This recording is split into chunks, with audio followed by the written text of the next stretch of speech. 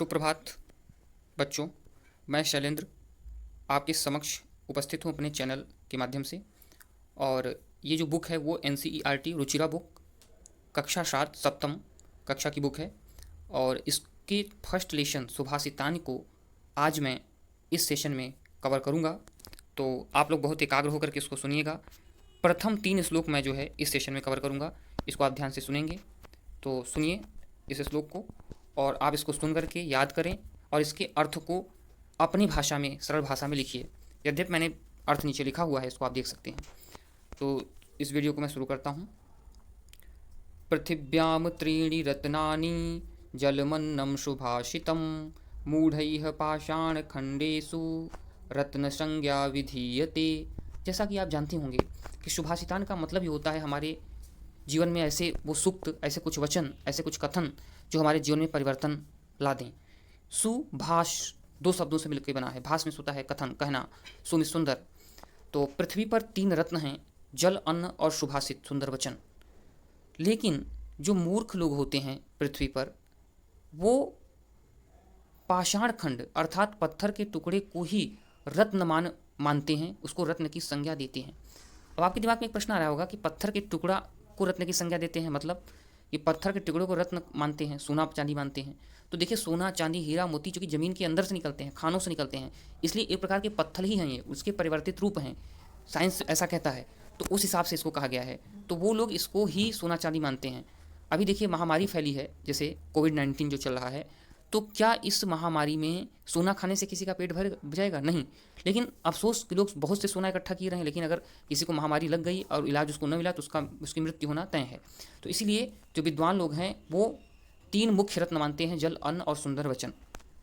हम नेक्स्ट श्लोक पे चलते हैं। 2 सत्येन धार्यते पृथ्वी सत्येन तपते रविः सत्येन वाति वायुश्च सर्वं सत्ये प्रतिष्ठितम्। सत्येन धार्यते पृथ्वी, जो पृथ्वी है वो सत्य पर ही आधारित है। सत्य पर ही सूर्य तपता है, मतलब सत्य न होता तो सूर्य न तपता। ठीक है, सत्य है इसलिए सूर्य तप रहा है।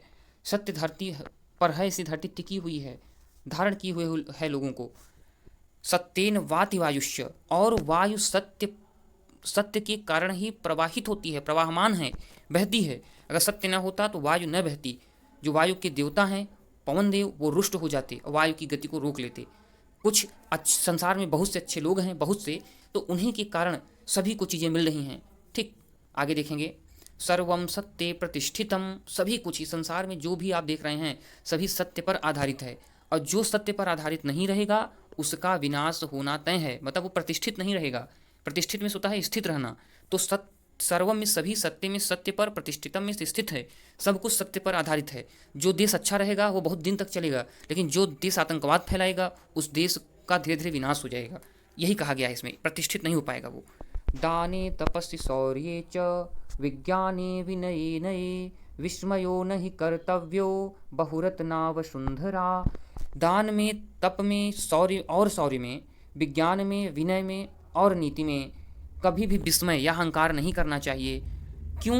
क्योंकि यह पृथ्वी ऐसे चीज़ों से भरी पड़ी है। अर्थात इस पृथ्वी पर दान की कमी नहीं है, बहुत से दानी हैं, दान हो रहा है, लोग दान कर रहे हैं। इस महामारी में जो कोविड-19 है, आप देखे होंगे कई लोगों ने सैकड़ों हजारों लोगों को भोजन कराया। ठीक है, एक से तपस्वी हैं जो 10-10 घंटे तपस्या करते हैं, लोगों की मदद करते हैं। एक से वीर पुरुष हैं हमारे जवान जो सीमा पर देश की रक्षा के लिए अपना प्राण न्यौछावर कर देते हैं। और विज्ञानों की कमी नहीं है जो नए नए आविष्कार करके देश का कल्याण करते हैं। अगर कोई ये समझ ले कि नहीं अब विज्ञान की कमी हो गई है, ज्ञानी नहीं है, दान नहीं हो रहा है, तो ये गलत है। तो यही कहा गया है इन श्लोकों में।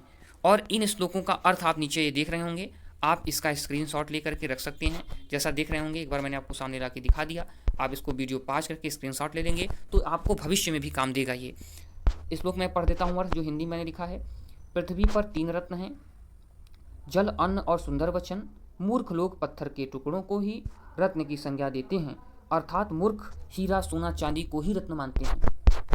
सत्य के बल पर ही पृथ्वी टिकी है, सत्य के बल पर ही सूर्य तपता है, और सत्य के कारण प्रभाव से, कारण ब्रैकेट मैंने प्रभाव से लिख दिया ताकि किसी को दिक्कत न हो, सत्य के कारण ही वायु प्रवाहित होती है या प्रवाहमान है। सभी कुछ सत्य पर आधारित है।